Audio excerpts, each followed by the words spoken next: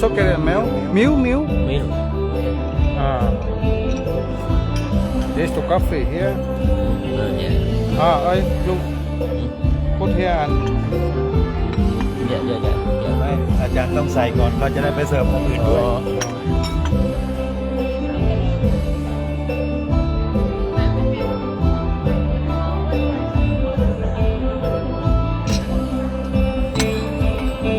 with you. Black tea. Tea. เปิดไม่ค่อยสว่างครับ Coffee. With milk. Huh? ไปเลยได้ไหมคะ โซยามิล No, milk. Because I'm not.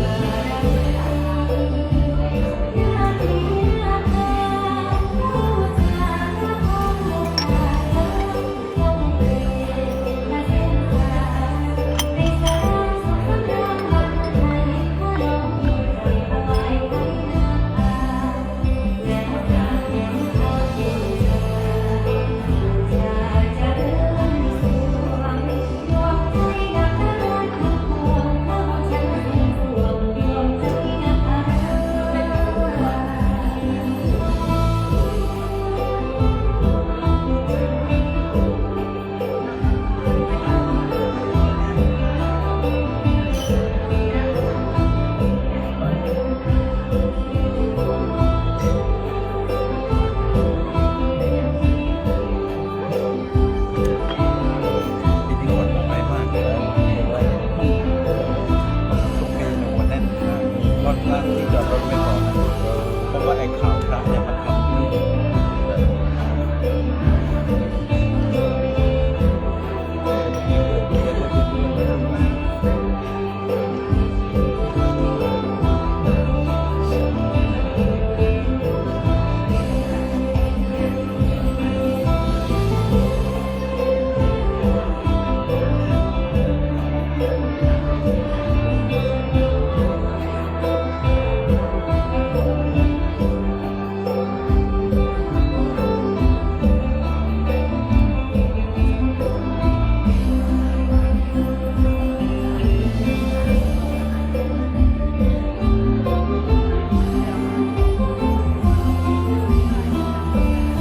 กล้องผมเอากล้องผมแทนไปเลยแล้วดูในจอนู่นดูในจอ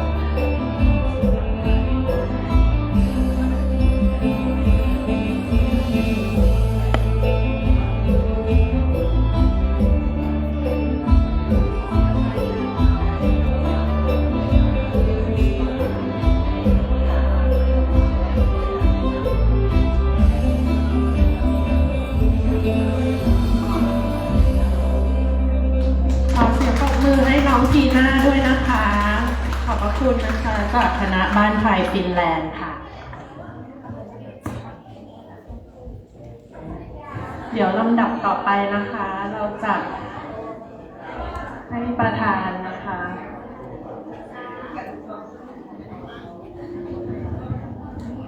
ประธานมอบดอกไม้ท่านแล้วก็ให้จุดธูปจุดเทียนอาเชิญคุณโยมประนอมมอบดอกไม้ให้ยายติ๋วให้ประธานคุณโยมติ๋วโยมติ๋วก็มอบช่อดอกไม้ให้กับท่านเอกราชทูตเสร็จแล้วจะได้มาจุดธูปจุดเทียนบูชาพระรัตนตรัยเชิญท่านมาตรงกลางเชิญก่อน ค่ะ อันนี้คือท่านเอกอัครราชทูตนะคะวรวุฒิพงศ์ประภาพันธ์นะคะประธานแล้วก็ประธาน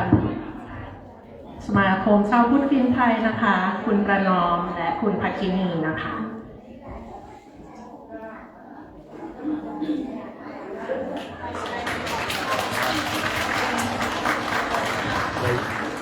ได้โยมประนอมมอบให้กับโยมติ๋ว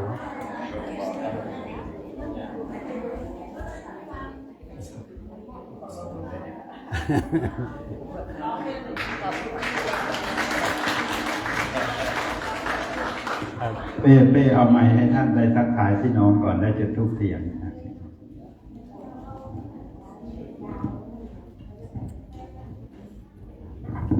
ครับก็กราบนมัสการพระคุณท่านนะครับ ก็สวัสดีพี่น้องคนไทยที่มารวมตัวกันอยู่ที่นี่นะฮะที่วัดนะฮะแล้วก็ที่ทางมีไลฟ์สดด้วยนะฮะก็ทางที่ชมไลฟ์สดด้วยก็ผมจากสถานทูตไทยนะฮะก็ขอสวัสดีทุกท่านนะครับก็วันนี้เนี่ยก็เป็นวันที่พิเศษนะฮะเป็นวันที่พิเศษแล้วก็เป็นวันที่จะนำมาซึ่งความสมัครสมานสามัคคีนำมาซึ่งความรักระหว่างชุมชนไทยในฟินแลนด์นะครับก็คือวันทอดกฐินนะซึ่งก็เป็นเจ้าภาพเป็นเจ้าภาพนะฮะโดยคุณแม่ติ๋วนะพวกเราร่วมกันนะฮะผมอยากให้พวกเราร่วมกันอนุโมทนานะฮะให้กับเจ้าภาพกฐินในครั้งนี้นะครับบุญกุศลที่ท่านได้มีความตั้งอกตั้งใจจัดงานกฐินอันนี้ขึ้นมานะครับก็ของบุญกุศลนั้นนะฮะนำมาซึ่งความสุขนำมาซึ่งความเจริญนะฮะนำมาซึ่งสุขภาพร่างกายที่แข็งแรงนะฮะก็พวกเราขอช่วยกันนะอนุโมทนาสาธุบุญให้กับคุณแม่ติ๋วเลยนะครับสาธุนะครับแล้วก็อีกอันหนึ่งที่มีเรื่องที่อยากจะเล่าให้ฟังนะครับเมื่อวานนี้ผมไปเชียร์แบดมินตันนะเชียร์แบดมินตันที่วันตานะครับเมื่อวานนี้มีนักกีฬาทีมชาติไทยแข่ง9คู่นะฮะ9คู่ทีนี้เนี่ยก็ไม่รู้ว่าเพราะว่าท่านทูตไปเชียร์หรือไม่นะฮะปรากฏว่าขอโทษ6คู่ไม่ใช่9คู่ปรากฏว่านักกีฬาไทยทั้ง9คู่นะฮะชนะรวดแต่ก็คิดว่าไม่ใช่เพราะว่าสารทูตไปเชียร์หรือว่าท่านทูตไปเชียร์นะคิดว่าเป็นความสามารถของนักกีฬาไทยเองนะฮะวันนี้เนี่ยมีแข่งอีกเหมือนกันนะฮะอีก6คู่นะฮะก็เป็นรอบรองชนะเลิศนะฮะน้องเมย์นะฮะหญิงเดี่ยวก็จะเจอกับน้องครีมหญิงเดี่ยวเจอกันเองคนไทยเจอกันเองนะฮะเพราะฉะนั้นเนี่ยโอกาสที่นักกีฬาไทยจะเข้าชิงชนะเลิศในวันพรุ่งนี้เนี่ยมีแน่นอนนะวันนี้แล้วก็มีชายเดี่ยวมือหนึ่งนะฮะซึ่งนักกีฬาไทยเนี่ยเป็นมือหนึ่งของโลกนะฮะก็จะมีแข่งกับนักกีฬาชาวเดนมาร์กนะแล้วก็มีคู่ผสมมีชายคู่นะแข่ง6คู่นะก็อยากจะเชิญชวนพวกเราคนไทยไปเชียร์ไปให้กำลังใจนักกีฬาไทยนะครับเพื่อว่านักกีฬาไทยทั้ง6คู่จะสามารถเข้าชิงได้ในวันพรุ่งนี้นะก็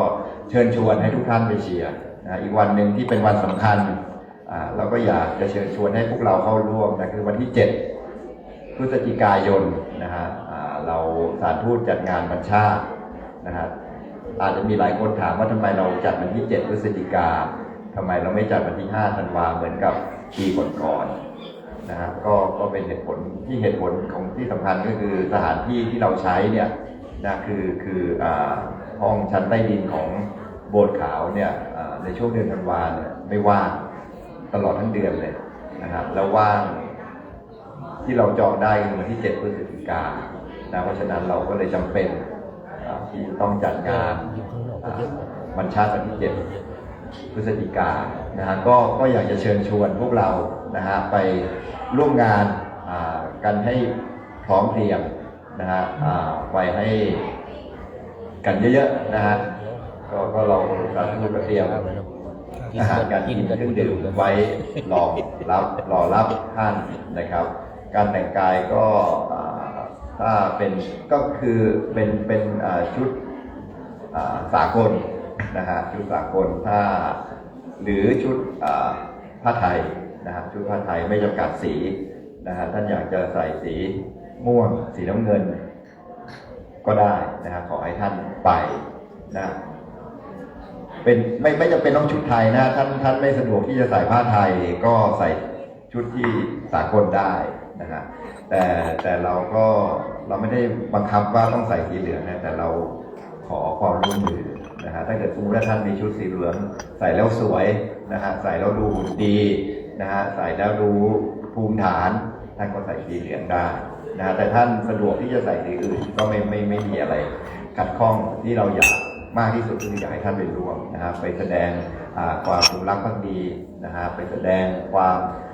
เป็นชนชาติไทยนะครับไปสร้าง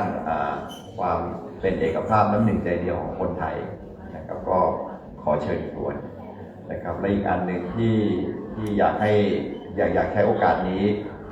เล่าให้ฟังก็คือในเดือนนี้นะฮะสหภาพยุโรปก็จะใช้ระบบนะฮะใช้ระบบในการคัดกรองคนเข้าเมืองนะฮะเราเรียกว่า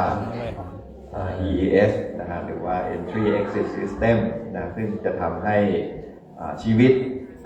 ของเราเนี่ยเปลี่ยนไปนิดนึงนะฮะในช่วงที่เดินทางเข้าออกประเทศ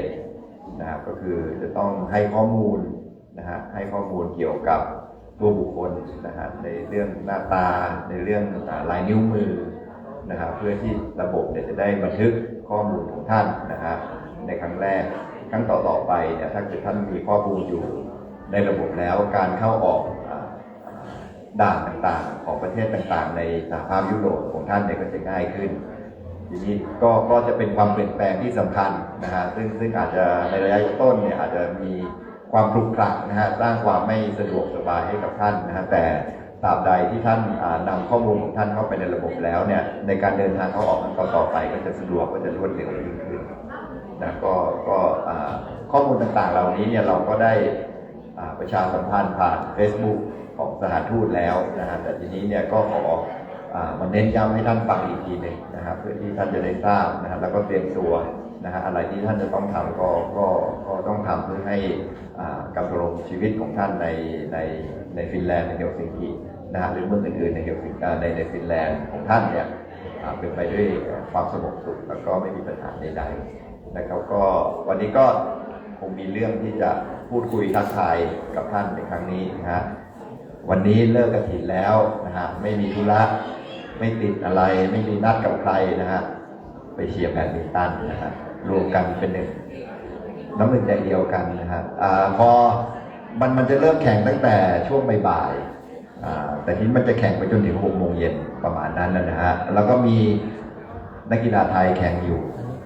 สลับกันแข่งนะครับท่านไปหลังเลิกกฐินแล้วเนี่ยท่านไปได้แล้วก็ท่านก็จะมีโอกาสได้เชียร์นักกีฬาทีมชาติไทยนะฮะอย่าลืมนะฮะเป็นกำลังใจให้กับนักกีฬาทีมชาติไทยวันนี้และวันพรุ่งนี้นะครับก็ขอบพระคุณมากครับ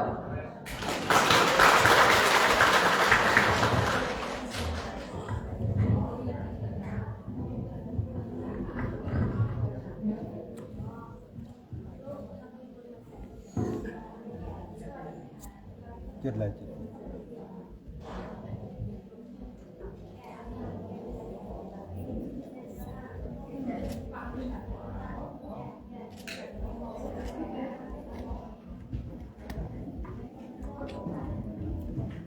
ุดกลับเรียนท่านทูตมาจุดธูปเทียนอีกครั้งนะคะ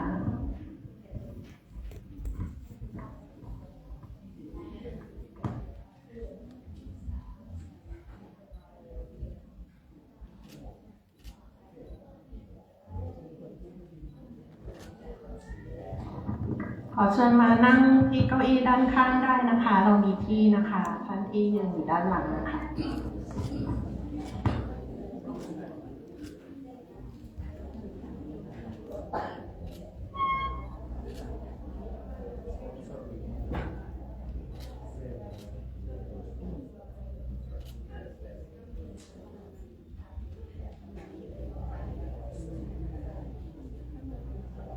ข้างหน้าที่พื้นก็นั่งได้นะคะ ข้างหลังนั่งได้หมดเลยนะคะ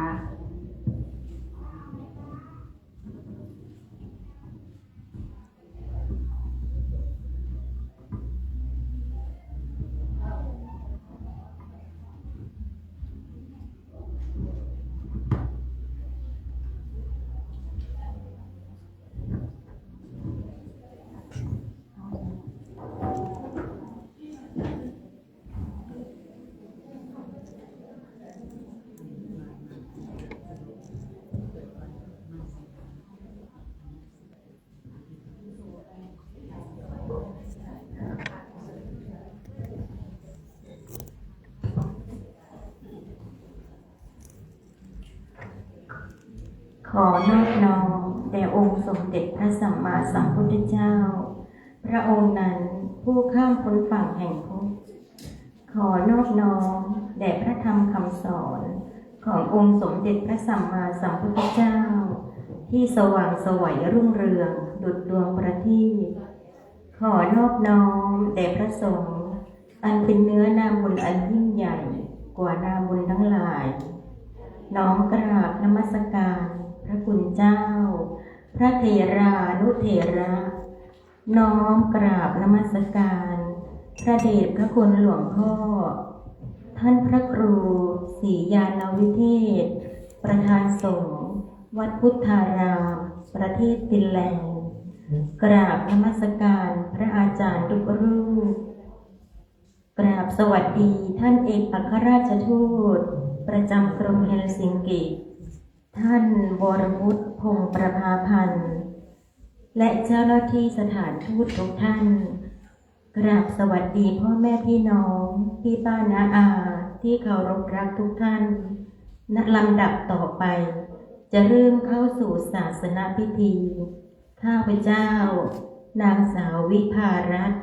ศรีรัตน์ขออนุญาตขอโอกาสเป็นตัวแทนนำเสียง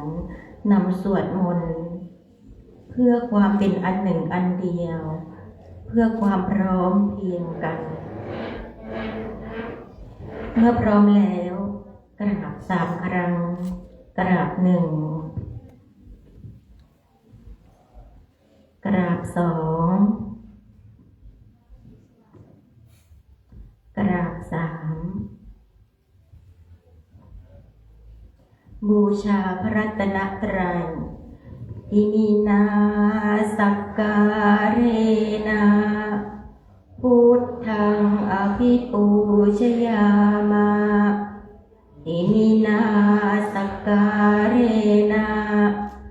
ธัมมังอภิปูชยามาอิมินาสักการเนะสังฆังอภิปูชยามา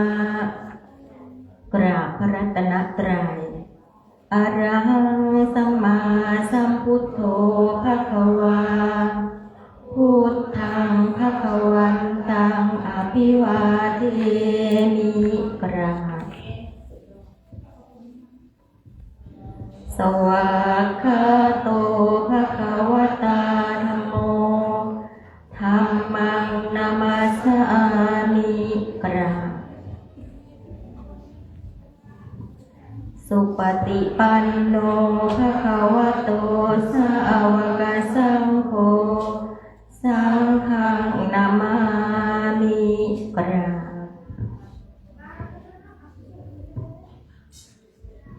ขอเชิญทุกท่านหันไปด้านพระสงฆ์เพื่ออาราธนาศีล 5ท่านที่กล่าวได้ก็กล่าวไปพร้อมกันค่ะมะยังพันเตวิสุงรกนัตถายะติสรเนนะสหปัญจศีลานิยาจามะทุติยัมปิมะยังพันเตวิสุงรกนัตถายะติสรเนนะสหปัญจศีลานิยาจามะตติยัมปิมะยังพันเตวิสุงรกนัตถายะติสรเนนะสหปัญจศีลานิยาจามะ นะโมตัสสะภะคะวะโตอะระหะโตสัมมาสัมพุทธัสสะนะโมตัสสะภะคะวะโตอะระหะโตสัมมาสัมพุทธัสสะนะโมตัสสะภะคะวะโตอะระหะโตสัมมาสัมพุทธัสสะนะโมตัสสะภะคะวะโตอะระหะโตสัมมาสัมพุทธัสสะนะโมตัสสะภะคะวะโตอะระหะโตสัมมาสัมพุทธัสสะนะโมตัสสะภะคะวะโตอะระหะโตสัมมาสัมพุทธัสสะพุทธังสรณังคัจฉามิ พุทธังสรณังคัจฉามิ ธัมมัง สรณังคัจฉามิ ธัมมังสรณังคัจฉามิ สังฆังสรณังคัจฉามิ สังฆังสรณังคัจฉามิ ทุติยัมปิพุทธังสรณังคัจฉามิ ทุติยัมปิพุทธังสรณังคัจฉามิ ทุติยัมปิธัมมังสรณังคัจฉามิ ทุติยัมปิธัมมังสรณังคัจฉามิ ทุติยัมปิสังฆังสรณังคัจฉามิ ทุติยัมปิสังฆังสรณังคัจฉามิ ตติยัมปิพุทธังสรณังคัจฉามิ ตติยัมปิพุทธังสรณังคัจฉามิ ตติยัมปิธัมมังสรณังคัจฉามิ ตติยัมปิธัมมังสรณังคัจฉามิ ตติยัมปิสังฆังสรณังคัจฉามิ ตติยัมปิสังฆังสรณังคัจฉามิ ติสรณะขมนังนิธิตัง อามะพันเต ปานาติปาตาเวระมณีสิกขาปะทังสมาธิยามิ ปานาติปาตาเวรมณีสิกขาปะทังสมาธิยามิ อทินนาทานาเวระมณีสิกขาปะทังสมาธิยามิ อทินนาทานาเวรมณีสิกขาปะทังสมาธิยามิ กาเมสุมิชฌาจาราเวระมณีสิกขาปะทังสมาธิยามิ กาเมสุมิชฌาจาราเวรมณีสิกขาปะทังสมาธิยามิ มุสาวาทาเวระมณีสิกขาปะทังสมาธิยามิ มุสาวาทา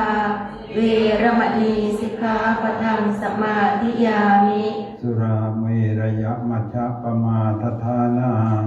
เวระมณีสิกขาปะทังสมาธิยามิ สุราเมรยมัจจปมาทัฏฐานาเวรมณีสิกขาปะทังสมาธิยามิ อิมานิปัญจสิกขาปทานิสีเลนะสุขติงยันติ สาธุ สีเลนะโภคสัมปทา สาธุ สีเลนะนิพพุติงยันติตัสมาสีลังวิโสทะเย สาธุ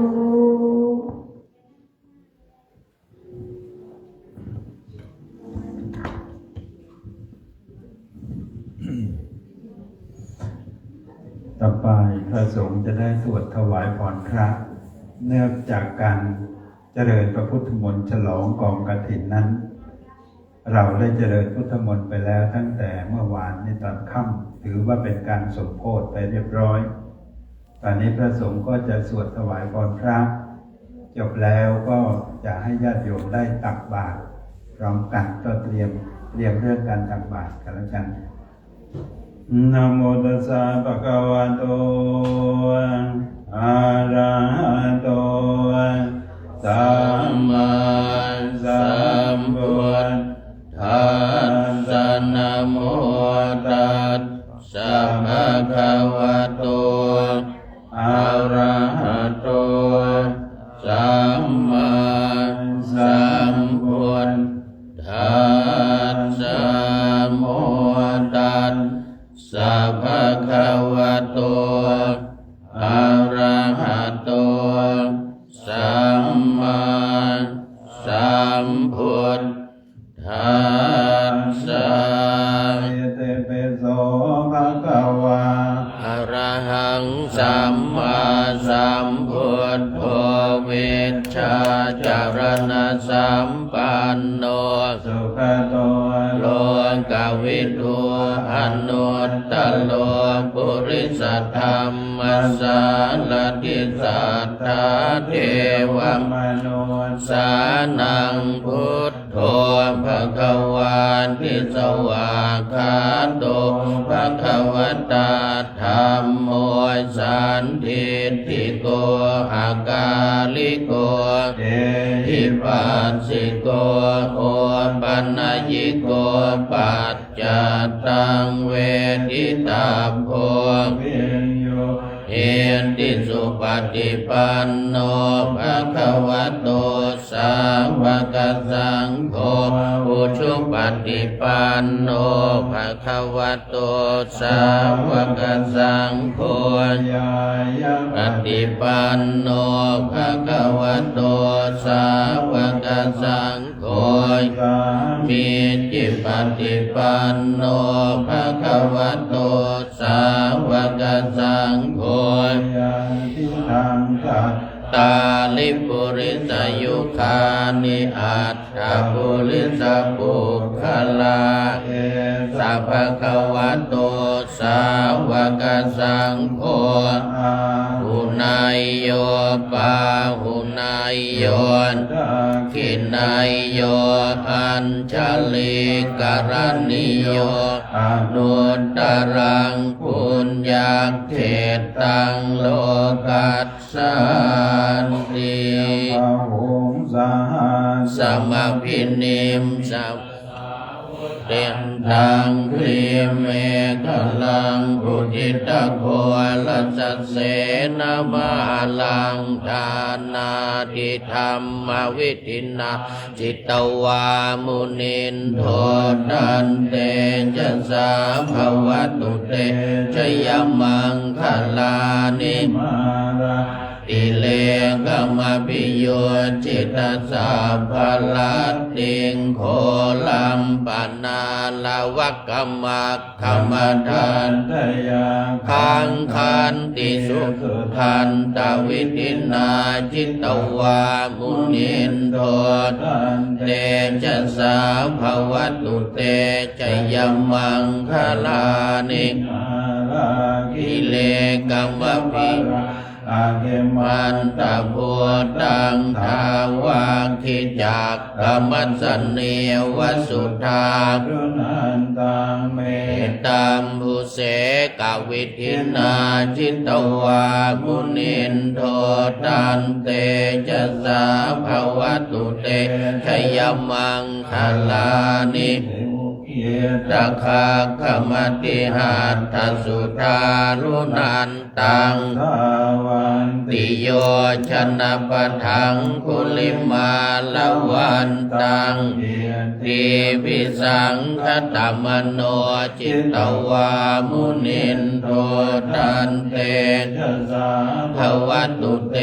ชยมังคลานิตามุตตลังเอวะคาพินิยจินจายาดุตทวัจนังจนากายมาเชสันเตนะมาวิทินาจิตตวามุนินโทตันเตจะสาภวตุเตชยมังคลานิวิหายมติสัจจกวาทะเกตุงทาพิโลปิตมนังอดิ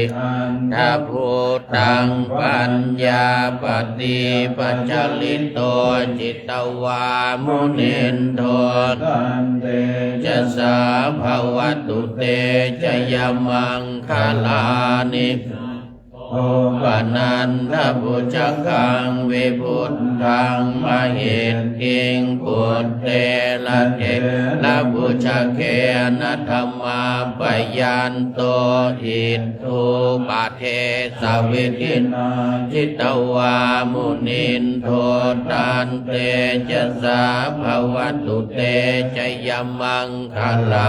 นิทุกขาหาทิทิบุจเกนะสุธาทหัตถังปรมังวิสุทธิจุติเมตทิภกาพิธานังญาณังคเทนะวิทินาจิตตวามุนินโทตันเตภวตุเตชยมังคลานิพุทธชยมังคลาอัตถคาถาโยวาจโนทินาทิเนสลเตมตันทีหิตวานกวิวิธานิจุปัตถวานิโมขังสุขัง อธิคัมมัยยนโลสัพพัญโย การุณิโก นาโถหิตายาสัพพปานินางภูเลตวาละมีสัพพะปัตโตสัมโพธิมุตตมังเตนะสัจจวัชเชนะโหตุเตชยมังคลังชยันโตโพธิยามูเลนังนันทิวัฒโนเอวังตวังวิชโยชยาสุชยมังทะเลชิตาปันลังเกสีเสปัทวิโภคะเลพระพุทธานังอาคัปปัตโตปโมทติสุนัขขัดตังสุมังคลังหาดังสุหุติดังสุขันโนสุโมโหตโตจัสุเยตังพระมัญญาลิสุปทักขินังกายกรรมังวาจากรรมังปทักขินังปทักขินังมโนกรรมังปณิทิเตขินาปทักขินานิกัตตวาพันตาเทปัททักขิเนปมังคลังราคันตุสัพพเทวตาสัพพพุทธานุภาเวนัสสทธาโสทิภวันตุเตภวตุสัพพมังคลังราคันตุสัพพเทวตาสัพพธัมมานุภาเวนัสสทธาโสทิภวันตุเตภวตุสัพพมังคลังราคันตุสัพพเทวตาสัพพสังฆานุภาเวนัสสทธาโสทิภวันตุเต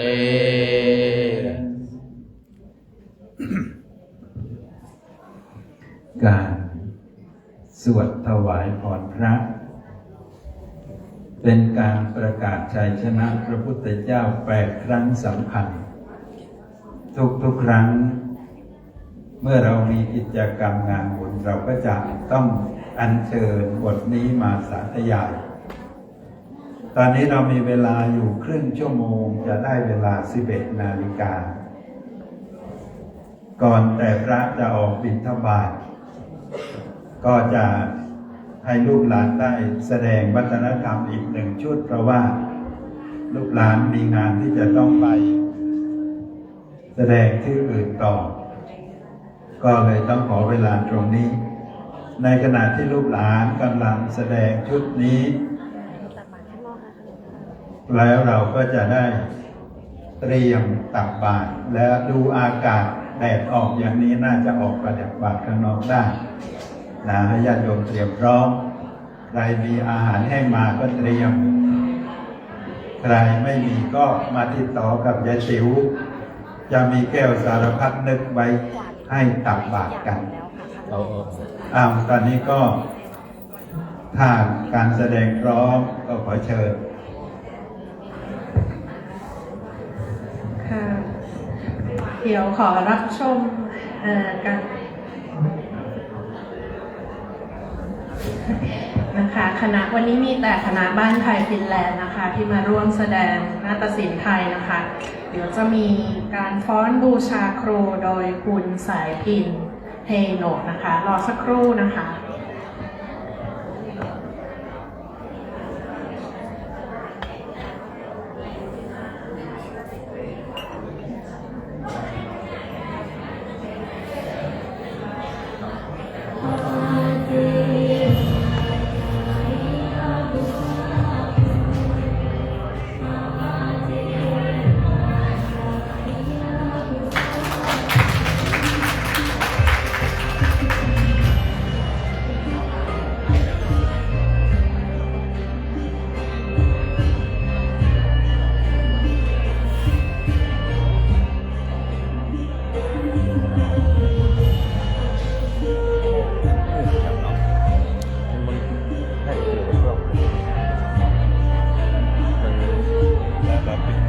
บ้านหมดด้วย นี่ครับพี่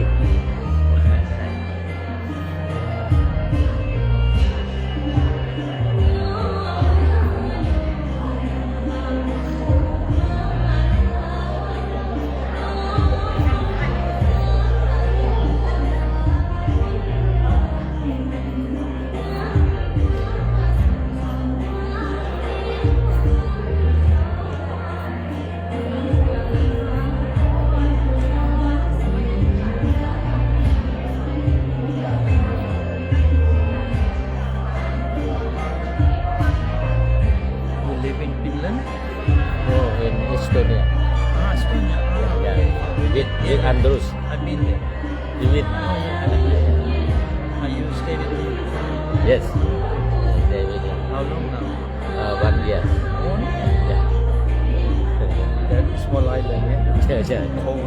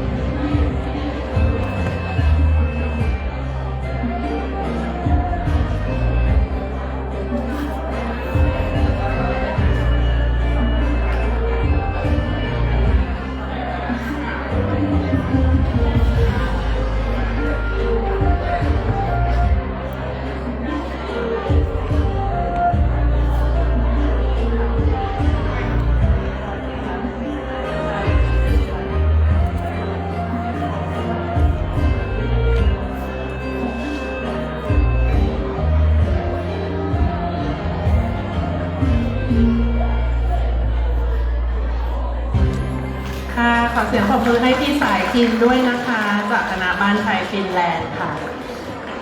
เดี๋ยวเราจะมีอีกชุดหนึ่งนะคะ ชื่อการแสดงชุด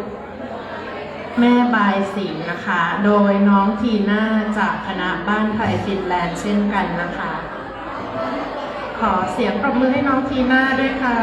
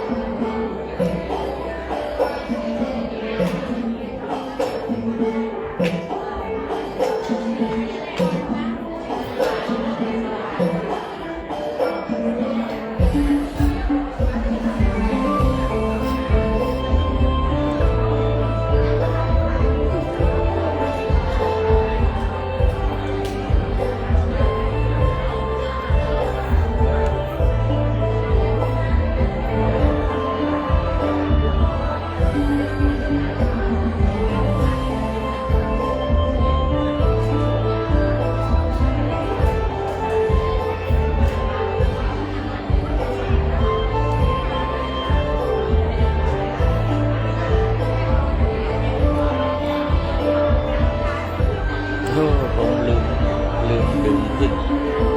นั่นแหละเก้าอี้นั้นบังแต่สองคนที่ตอนนี้ดีแล้ว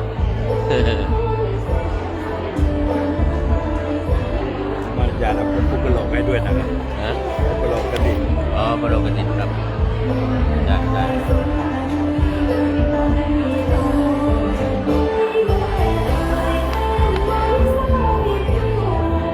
เดี๋ยวอีกลูกหนึ่งอ่ะเดี๋ยวไปในบทนะไปในบทในเนี่ยค ต รับ รงนี้เลยนอนที่จะสบายจะให้องค์ที่3องค์ที่4อะไรองค์นี้ด้านเป็นนิรันดร์กาคงไม่ถนัดที่จะมาจะบอก ครับ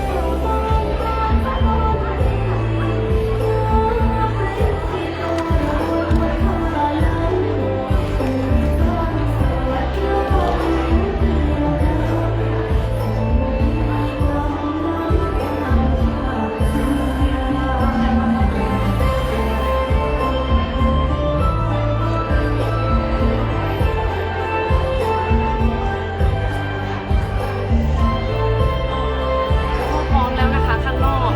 ถุงถ่ายบาตรก็พร้อมแลกเหรียญทองก็หลวงพ่อออกหลังจากอันนี้ได้เลยนะเจ้าค่ะเดี๋ยวลูกเอาผ้าบาตรของพระพุทธออกไปรอนะเจ้าค่ะเราเลือก ไม่ ทางนี้เหมือนเดิม ไม่ ไม่อยู่ดังค่ะเดี๋ยวลูกเอาไม้ไปด้วยได้เจ้าค่ะ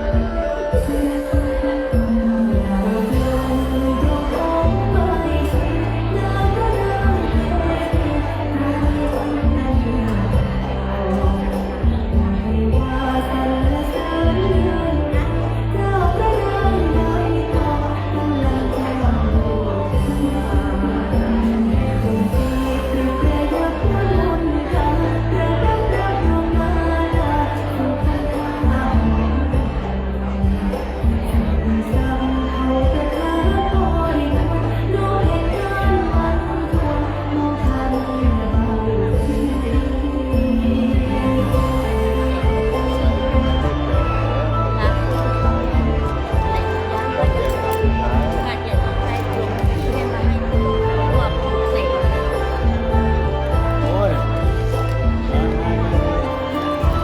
แม่ไม่มาเหรออันนี้ลูกสาวเราอีกคนนี่โอ้นี่เป็นคนเลี้ยงเหรอ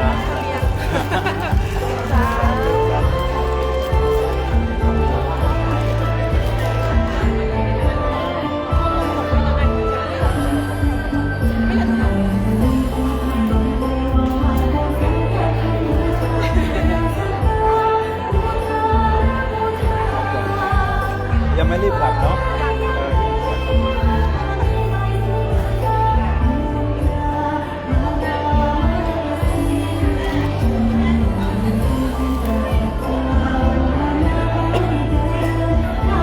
โมทนาสาธุด้วยนะข้างนอกมีคนไหมเนี่ย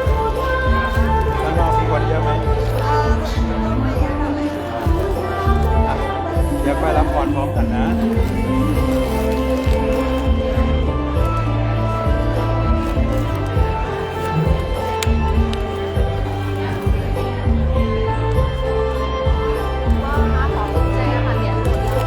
ว่างคุณยายกับยายน้องยายตู่ก็มีนะอันนี้เอาไปที่โต๊ะโน้นนี่ด้วยนี่นี่เขาบูชามาตลอด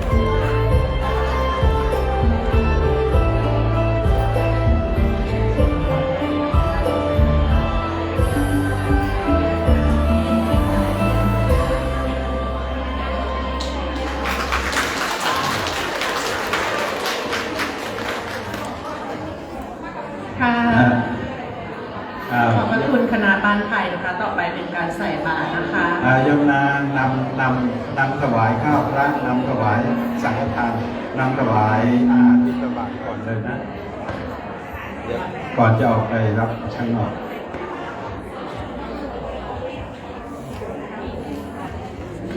มีข้าวพระพุทธไหมคะ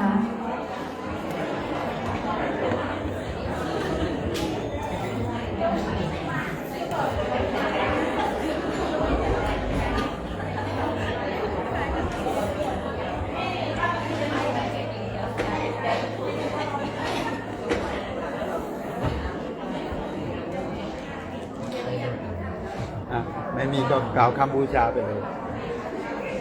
ตั้งนะโมสามจบพร้อมกันนะคะนะโมตัสสะภะคะวะโตอะระหะโตสัมมาสัมพุทธัสสะนะโมตัสสะภะคะวะโตอะระหะโตสัมมาสัมพุทธัสสะนะโมตัสสะภะคะวะโตอะระหะโตสัมมาสัมพุทธัสสะเอตานิมะยังพันเตปิณฑปาตานิสังฆทานานิสัปปริวารานิภิกขุสังคัสสะโอโนชยามะสาธุโนพันเตภิกขุสังโฆเอตานิปิณฑปาตานิสังฆทานานิสัปปริวารานิปฏิคันหาโตอัมหากันเจวะมาตาปิตุอาทีนันจายาตกานังทีครัตตังหิตายะสุขายะข้าแต่พระสงฆ์ผู้เจริญข้าพเจ้าทั้งหลายขอน้อมถวายภัตตาหารบิณฑบาตเครื่องสังฆทานพร้อมทั้งของบริวารทั้งหลายที่ได้จัดเตรียมไว้ดีแล้วณที่โน้นของข้าพเจ้าทั้งหลายแด่พระสงฆ์ขอพระสงฆ์จงรับภัตตาหารบิณฑบาตเครื่องสังฆทานพร้อมทั้งบริวารทั้งหลายที่ได้จัดเตรียมไว้ดีแล้วณที่โน้นของข้าพเจ้าทั้งหลายเพื่อประโยชน์เพื่อกูลเพื่อความสุขเพื่อความเจริญรุ่งเรืองเพื่อความสงบร่มเย็นแก่ข้าพเจ้าทั้งหลายแก่ญาติของข้าพเจ้าทั้งหลายอันมีมารดาบิดาบูรพาจารย์เป็นต้นตลอดถึงเหล่าเทพเทวาเทวดาประจำตัวเจ้ากรรมนายเวรเตตชนทั้งหลายและสรรพสัตว์ทั้งหลายตลอดสิ้นกาลและนานเทอญ สาธุ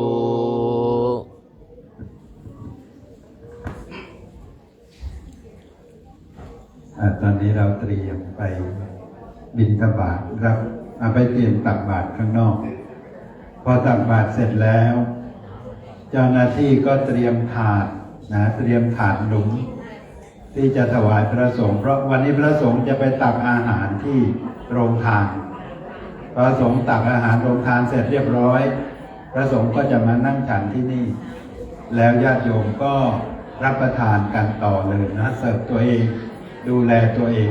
ตอนนี้พร้อมแล้วไปเรียงแถวข้างนอกเลยกันเดี๋ยวพระสงฆ์ก็จะออกไปพร้อมๆกัน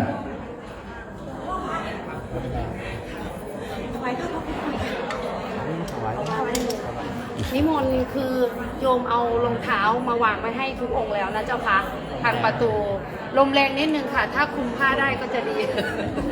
ท้าลมกันนิดนึงอยู่เจ้าค่ะ นิมนต์ครับนิมนต์